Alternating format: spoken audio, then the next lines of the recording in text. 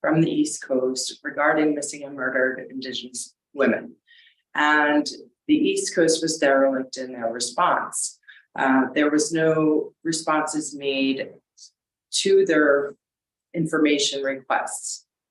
So our sister organization, Sovereign Bodies Institute, began with a response to the missing and murdered Indigenous Peoples Crisis. And as their sister organization, we have been consulting with them because they have initiated the Missing and Murdered Indigenous Peoples database.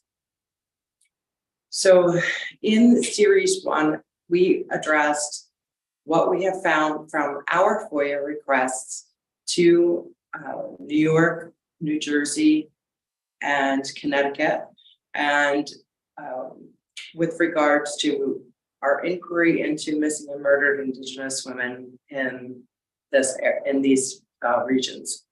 And we had our guests as the Cardozo students, who are our expert lawyers who were able to assist us with the FOIA request process. They presented their summary of data, their findings, and the implications of their findings in series 1. In series 2, we began with the Cordozos once again because we wanted to discuss the MMIWGT data and process behind the MMIWGT data, which is the data that we requested through the Urban Indigenous, the UIHI request. So our FOIA requests were made through the MMIWGT system and through the MMIWGT data process, request process, and that data was collected by the Cordozos, who then presented the implications, findings on an analysis of that data, leading to our conversation about the origins and source causes or root causes of missing and murdered Indigenous people in the East Coast. And that dialogue in series 2 led to our understanding of genocidal conditions, in addition to colonial violence perpetuated through the system as continual assault against or neglect against Indigenous people in the East Coast. So one of our biggest concerns was that in our requests through the data request process, we were able to gather certain information even through the data that we did not get. So many of the rejected requests or the requests that went unanswered, and there were requests that were answered with reasons for not providing data to us for our requests. And in that process, we were able to surmise that there is a problem here in the East Coast. And the problem that exists is a problem of erasure of Native American indigeneity, as well as data for Native Americans. And so with that, requesting simple information such as how many missing Native American women or how many murdered Native American women were there between this time period and that time period could not be answered by the MMIWGT process, in lieu of either the data not being collected and or the agency not being required to collect that data, or them having insufficient means to collect that data, meaning that going through old files and trying to find out whether or not someone was Native American because the initial process neglected to obtain that information. So we identified this major problem in the East Coast, which was relevant in our summary of findings. With that, we go to the next very important question, which is regarding the MMIP crisis in the East Coast. We cannot know how extensive the epidemic is because the data does not exist. And so finding out about our population at that point is problematic. What we need to do is have responsibility and accountability for data being collected, and in the process of collecting that data, of course, confidentiality and being responsible for personal or information that could be redacted. That process can be cumbersome and complex. And so therefore, much of the response garnished from our producing those requests was deficient of containing any information about the actual crisis. So we then have to look at, what do we do now? So if you can't get that information, what do we do now? In the meantime, people are going missing. They are being murdered. No one is counting that. Indigenous women are victims of violence at 10 times the national average. And this is a part of what I refer to as the genocidal conditions that we actively live in. The reason that I'm not afraid to use the word genocide and active genocide is because of the fact that with forced removals or children's being removed and the concurrent status, which is the federal recognition process, is discriminatory and leaves out a substantial amount of people and who they're determining as Indigenous, or as Native American. We still have problems with census identification and self-identifying as Native because it's still not safe to be Native. So this is a real problem in our community and has many effects into our homes and our families. And the impacts are very scary and very serious. And so one of the things that I would like to look at is the harms and risks associated with this violence against Native American people. And very specifically, gender-based violence, violence against two-spirits, even violence perpetuated against children in the form of removing them from their culture, from their family, ethnic side, cultural side.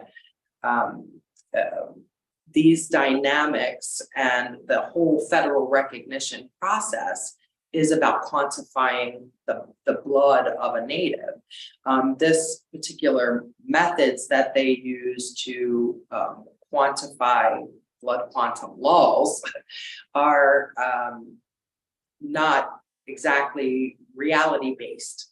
And when I say that, I'm saying that in lieu of, we could have someone present, like myself, for example, white presenting, but my identity, my heritage, my lineage is Indigenous or mixed, but on my Indigenous side, there are two tribes in my maternal line, and your grandparents are only allowed to belong to one tribe at a time. So therefore, their blood is viewed as half of what it really is anyway, right? So, and that's just in my situation, but I know that that generalizes to many, many, many, many Natives, if not all Natives.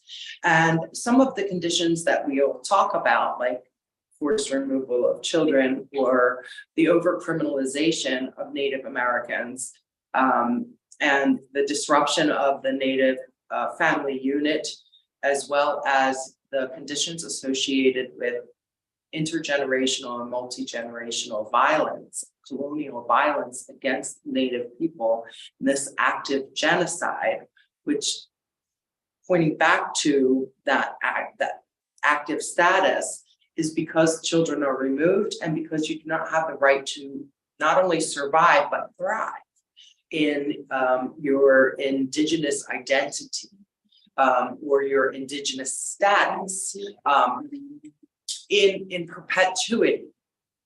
So let me just give an example.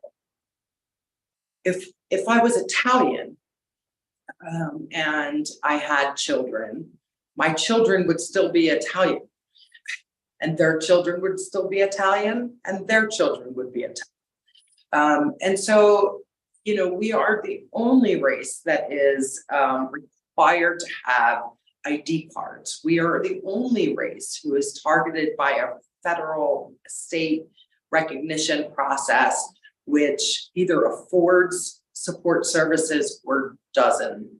And across our nation, there are 576 recognized tribes, but there are over 400 unrecognized tribes. So now when we talk about who is vulnerable, right?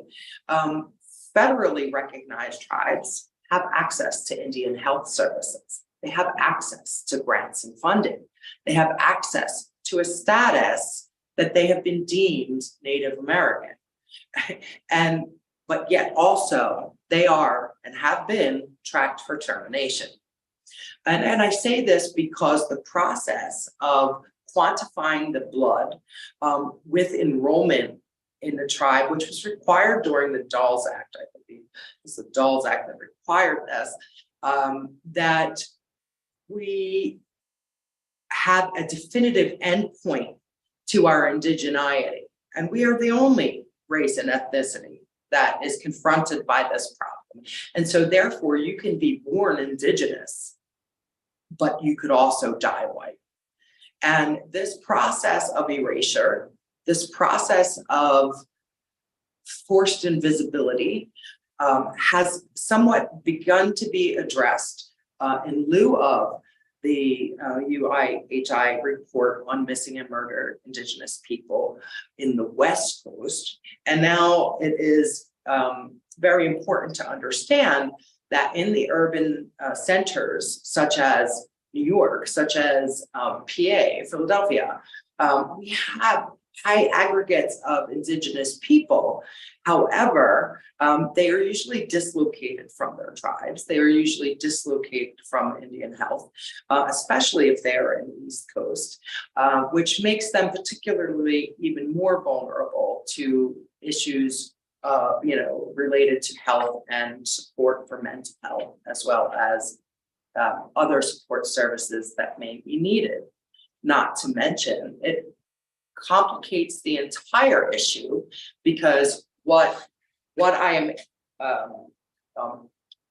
able to access if I am of a federally recognized tribe is completely different of what I can access in lieu of being from a non-recognized tribe. But yet, if we go back to colonization, we can understand that all 900 plus tribes experienced the same genocidal conditions, experienced the same colonial violence. And what the government has been doing is requiring Indigenous people to prove their status by proving their connection to community and culture and a tribe. However, they're attempting to require that during active genocidal conditions. So if you could just flash forward and think of the Holocaust, could you imagine requiring documentation from the victims of the Holocaust? The answer is no. And from what I do understand, there is case law to substantiate that you cannot require documentation through an active genocide. And according to the Geneva Conventions, again, their definition of genocide literally contains the fact that our ability to maintain possession of our children and pass on our culture is part of what is thriving. So what is surviving, right? So the survivorhood of our culture, of our traditions, of our religion, or religions or spiritualities, all of this is impacted by the status of the tribe and what assets or what accessibility the tribe or the people or the members of the tribe have. So with that, today's focus is going to be on the MMIP dynamics and how they impact us in not only our communities in Lenapehoking, but here on the East Coast, but in our homes, in our lives. What I think is most important to take away is that these are conditions that are actively being perpetuated against Natives. And so these are the conditions that Indigenous people have to try to live through. The health inequity alone is an immense burden to the Indigenous population. We lose our elders, the higher mortality rates. Even with the pandemic and COVID, you could see that there was a data genocide. You could see that there was a lack of support services for Indigenous communities when we are the most vulnerable. I made a reference earlier today and I said, if we knew that an animal was going extinct in the wild, we would protect this species, we would protect the species, we would, control the laws around it, we would protect this most vulnerable participant of our biodiversity. But here we have Native people dying from suicide, from mental health problems, from physical health problems, in lieu of the trauma that they are exposed to, not only in one generation, but in intergenerationally and then multi-generation. So important to have and to talk about how do we address this epidemic in the Native community. And with that, I am so lucky and we are so blessed to have one of the co-founders of the Urban Indigenous Collective here. She is an expert. She is a new doctor. I'd love to introduce you to Ariel. We're just gonna move the seat over here real quick.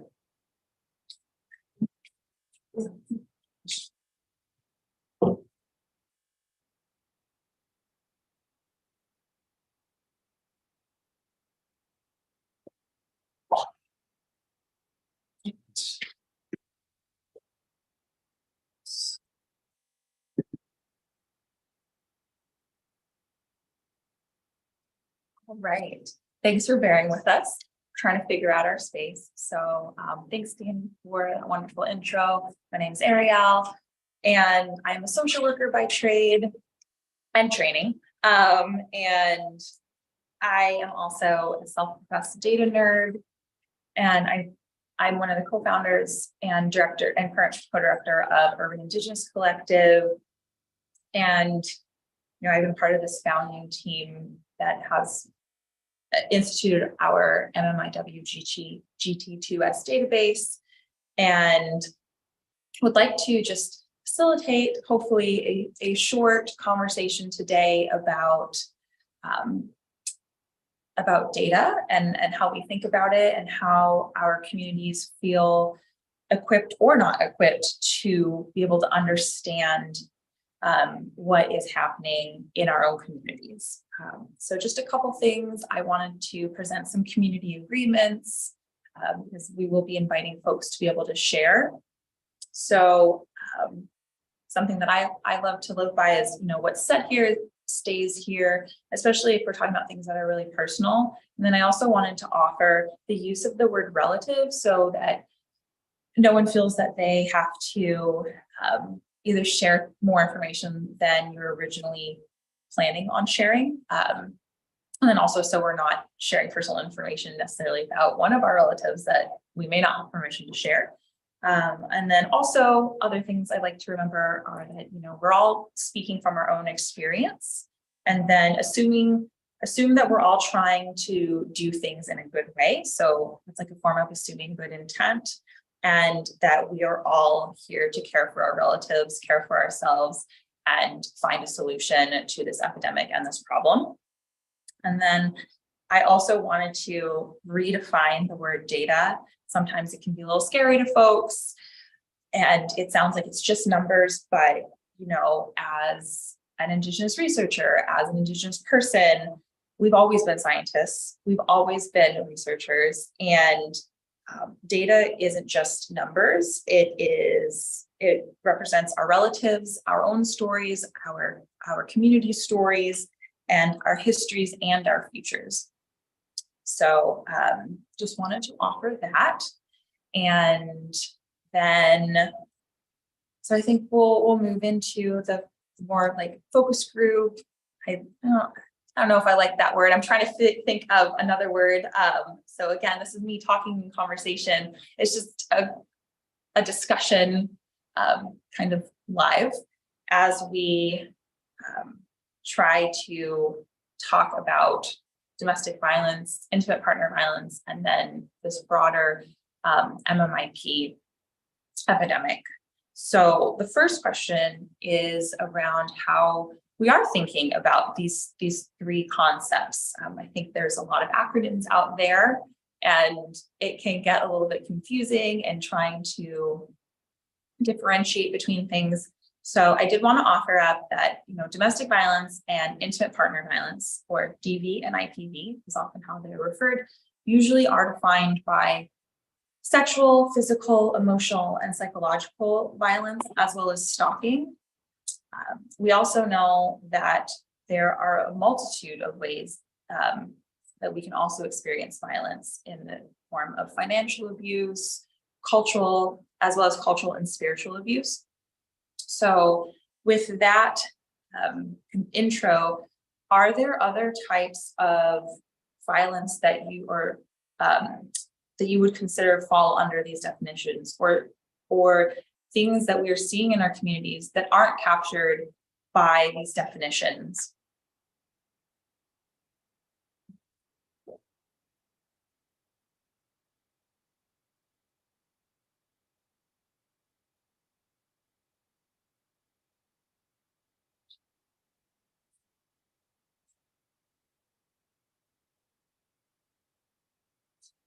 I think people can type into the chat.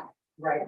Yes, I will give some directions. If you'd like, as you feel that you'd like to add to the conversation, please type in the chat, and then Danny will read off the question to me, because if we unmute, we will get feedback.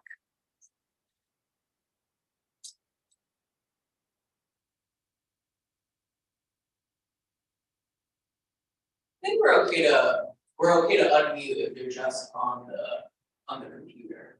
Okay, great. I think, and then also we can, if you prefer, we can also unmute and have you answer the question also with in spoken word.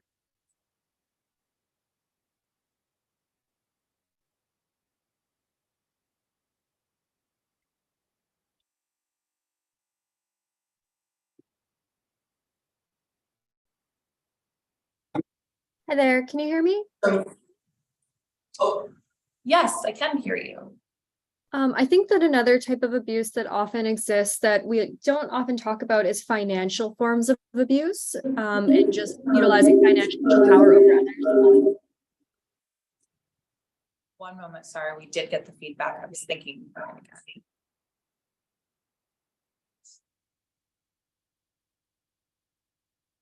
Sorry, you can continue. Oh, sure thing. That was really all I was saying, is that financial abuse may be something that we don't talk about often that would fit within that category. Absolutely, definitely. That is something that isn't talked about as much. Okay, I'm going to add that to the types of abuse that people see.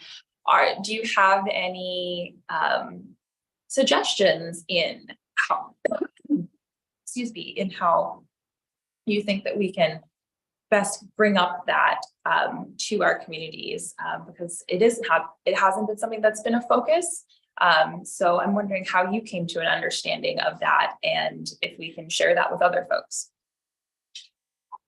Yeah, sure thing. So just so you all know, in terms of my background, so I'm a professor with the University of North Dakota. I'm a clinical assistant professor in the counseling program area there. And this is something that, I've been doing quite a bit of research on. I've also spoken at some presentations surrounding MMIW. And I'm also on the American Psychological Association Task Force for Missing and Murdered Indigenous Relatives. And so I have a pretty broad background in that area and just learning more as I go along. And I just noticed that sometimes when it comes to these phenomenon, there are just a number of things going on in people's lives. And oftentimes it's that sometimes people are really taken advantage of too, in the event that they just don't have the financial resources to, leave a difficult situation, and they may be put into difficult circumstances given a lack of resources. And so I just think that financial abuse can be a factor there that we may overlook at times. And I think with that, in terms of raising awareness, I think that ultimately it can be important to, look out for the welfare of individuals and just consider the extent to which they have resources to take care of themselves or others, and even, leave concerning situations, and things like that. First of all, thank you for all of the work that you're doing. In the many facets that you are addressing this. And then also thank you so much for sharing. I think that is such a good point of how financial abuse can look. Sometimes it can be something from taking someone's money to ruining their credit to kind of like keeping watch over their money, or not allowing someone to be able to use money that they earned for them to have full access to it.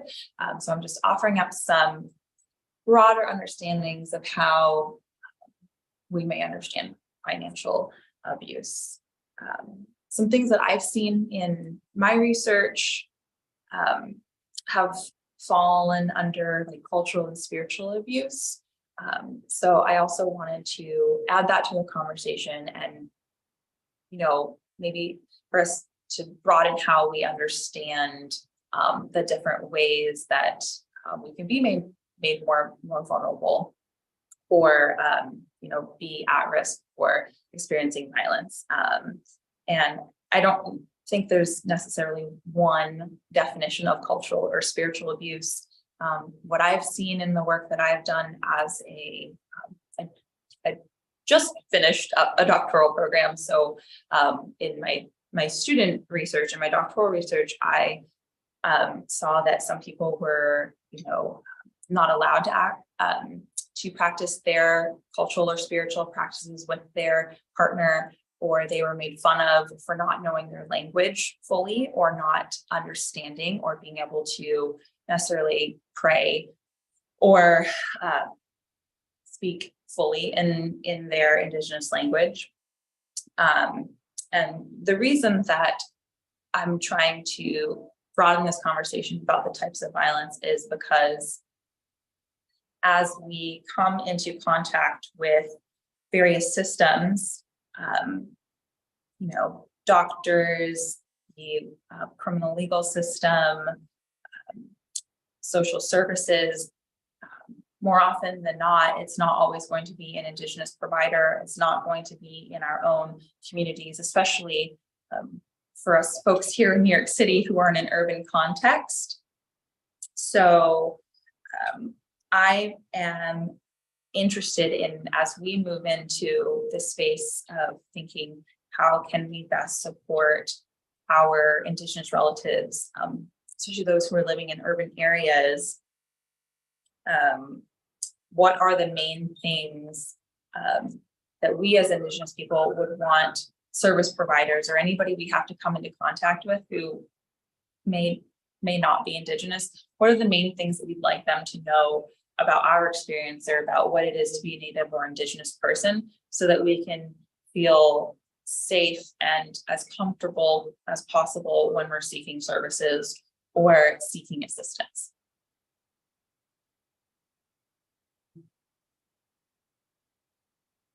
I know that was a long question. So for me to distill that, the main question is, as we engage with non-Indigenous and non-Native people in trying to seek services, what are the main things that you would want them to know about the Indigenous experience, so that we can receive the best services possible?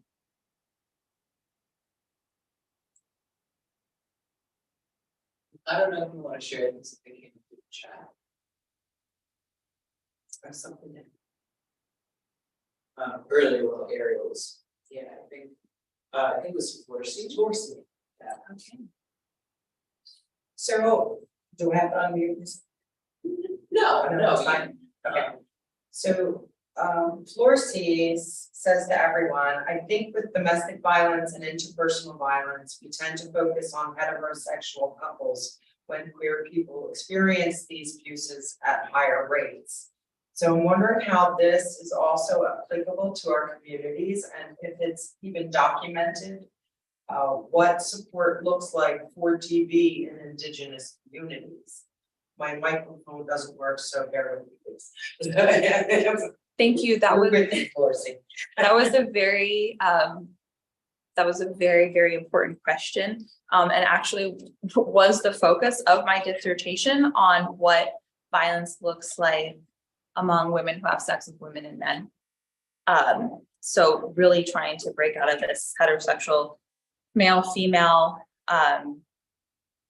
mold of how we think about violence. And I think that's a wonderful question and something that we do need to start thinking about in how we are asking questions, how we're providing services. There can be differences in the way violence is experienced. What we do know, at least among Black women and queer women in general, is that often there are threats of outing somebody. So telling family or someone else who may not know that they are queer, of a partner threatening to tell someone else about that, which is in itself a violent act. We also know that sometimes people are not feeling comfortable to be able to talk to law enforcement or talk to a provider, thinking that they're not going to be trusted or understood. We also know that often, in violence between women, it's not taken as seriously. It's not seen as something that's a legitimate form of violence because it's just two women, can't be much harm. So thank you so much for offering that we can broaden even the language that we're talking about, what violence looks like and how people are experiencing it. And then, so also I'm thinking about how we are training different providers to understand, again, a Native experience. And then also even just the terminology of Two-Spirit and what that even means. I think that is probably going to be the baseline or like the very first step for folks. Because again, that is not something I've seen on very many like assessments or intake forms. I'm interested.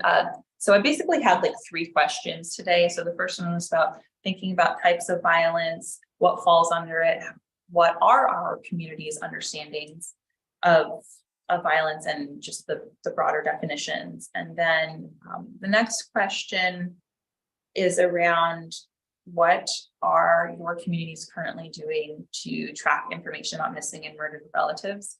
And a second part of that is, do you feel equipped? Do you feel that your communities are equipped to even track that information, to gather the information?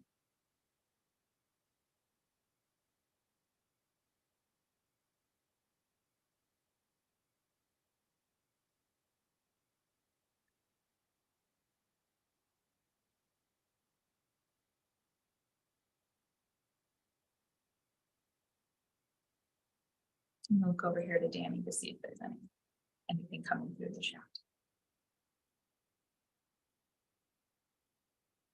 Is it okay if I just go back to the first question for a moment? Sure, absolutely. Yeah, just about the culturally responsive services. I'm Yep. sorry, I missed that. Oh, sure. Just about the culturally responsive services from providers. I think that something that I just wanted to mention is so my doctoral dissertation research was on Indigenous spiritual microaggressions. So essentially microaggressions that happen daily to, you know, put people down, including their heritage, their culture, their beliefs, their spirituality.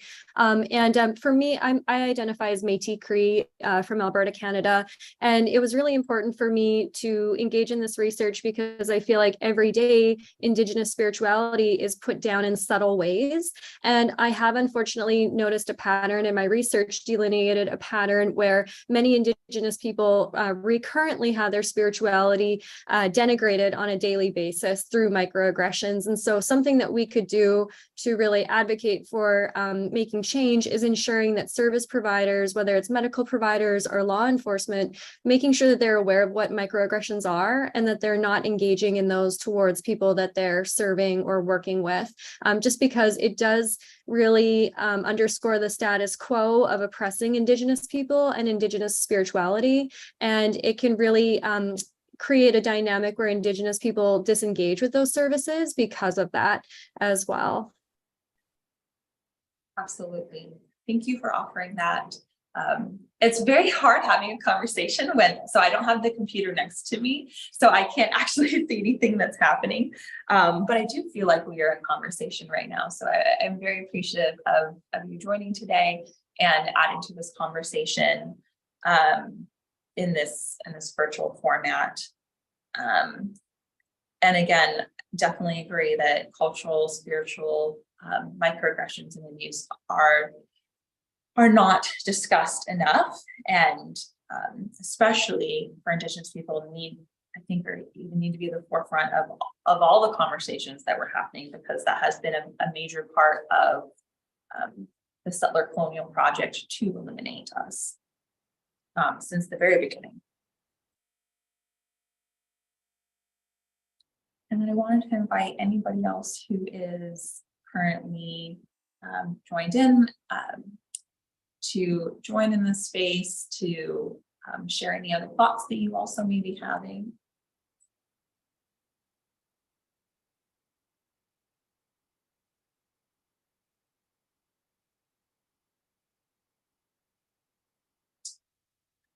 I think types of violence is also a great perspective to take into consideration, because as you had implied earlier in the conversation, that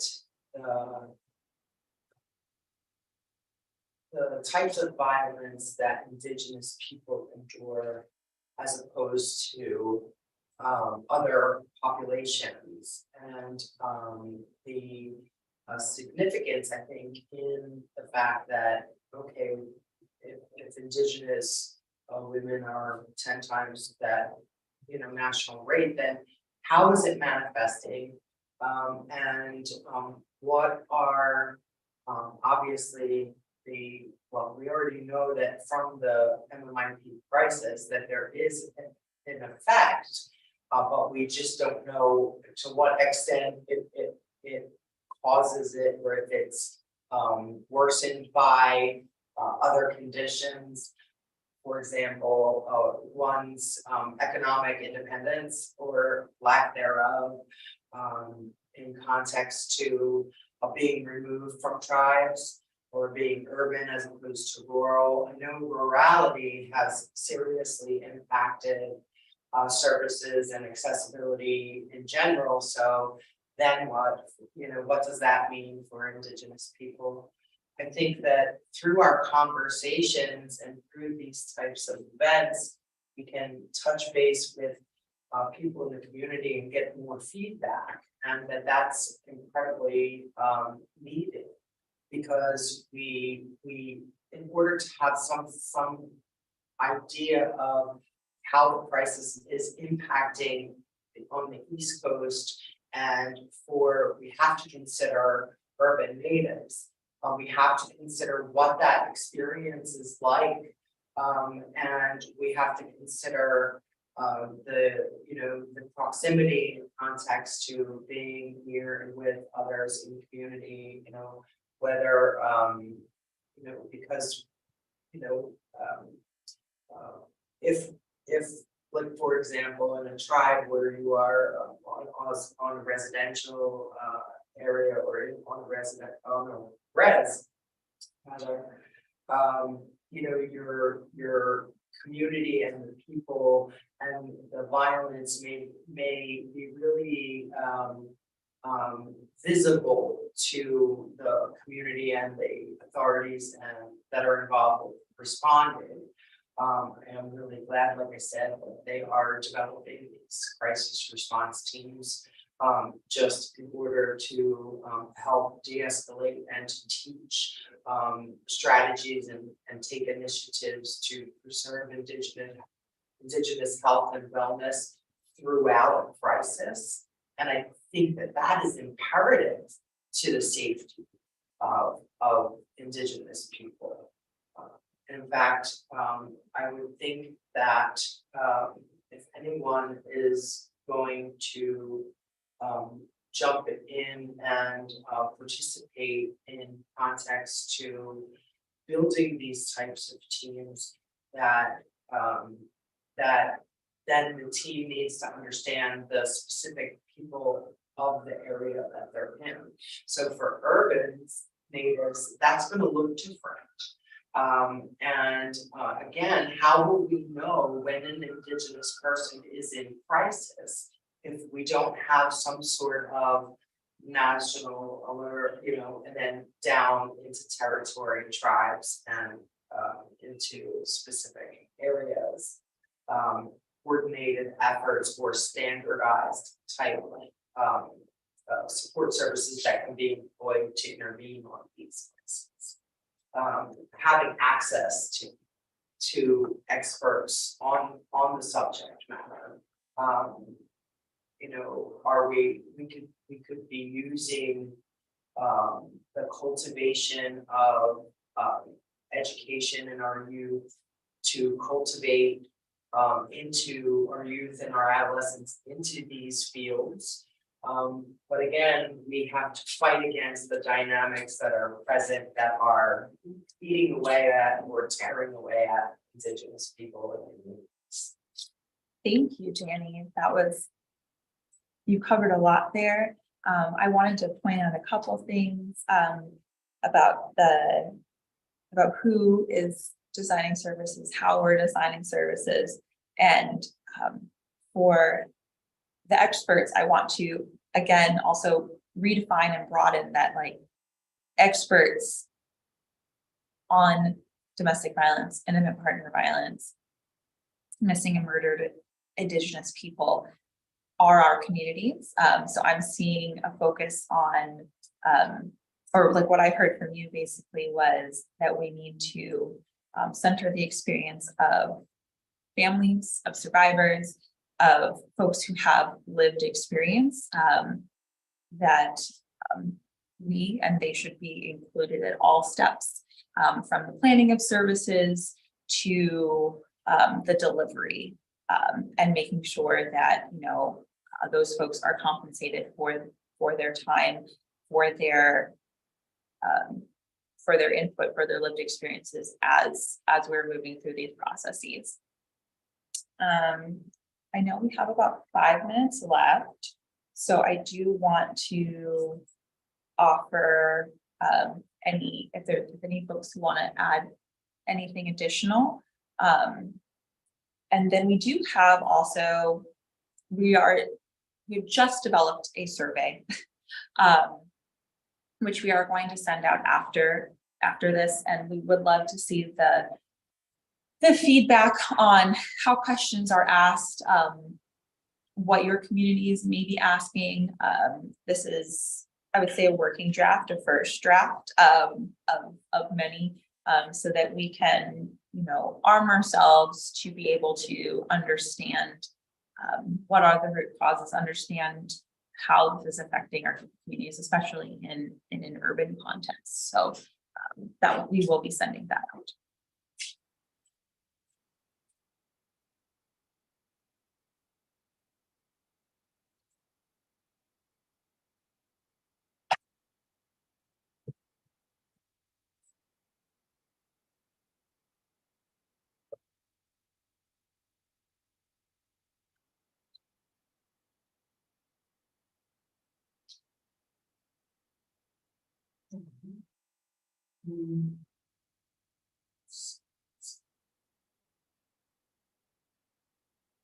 Davey, did you want me to drop the survey link in this chat? Well, Yeah, I think we can go ahead and that's do that. probably a good idea, and I know that, that even if we do put up the QR, at least the room could take it. And for the conference would be accessible to it, so that. Yeah. Yeah, so we're going to go ahead and put that link in the chat. And we open up the space to be able to answer the survey, and it really is kind of like assessing experiences of domestic violence, partner violence, and then trafficking from the personal level and from maybe relatives as well. But the second part of this is we are very open to feedback on how questions are asked. Like I said, it is still an early draft.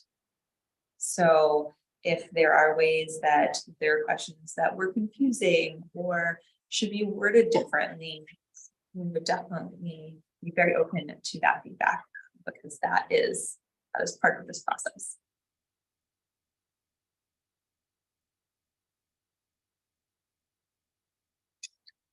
The link and the barcode does, or QR code definitely works.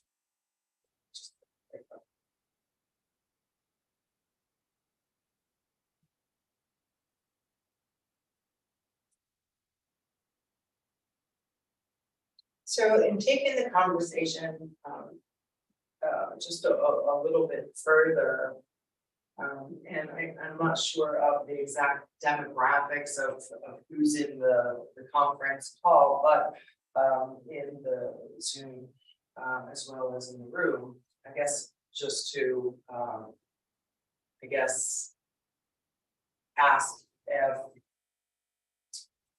if there are issues or concerns with what you see or understand MMIP to be, what types of violence that we're talking about that missing and murdered Indigenous people have experienced, or what leads to missing and murdered status, and the risk and vulnerabilities involved with just being Native, such as the substance abuse, suicide rates, having children with trauma is much more common. What is it like to be a parent of traumatized children? We don't know the numbers associated with the types of violence as perpetuated against Natives. So I think it's very important to listen to the Native voice as it describes what the violence looks like to them, or what it's how it's perceived. So my question would be is how are you as an Indigenous person perceiving the MMIP crisis, and perceiving it, if you're perceiving it in the East Coast at all?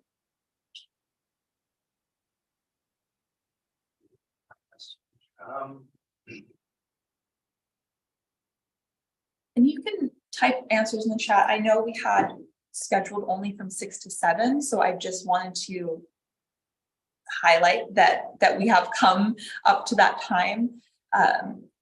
And I think that we can expand maybe future conversations into thinking of how are the many ways that we are understanding violence and what is leading to that. Definitely, as Danny talked about, that there are, I guess, like a multitude of individual and community, and then larger factors that can lead to that. But I want to make sure that everybody still has access to the survey, and then thank folks for coming with us on this journey of the past 4 series of the past 4 sessions over the past month or so.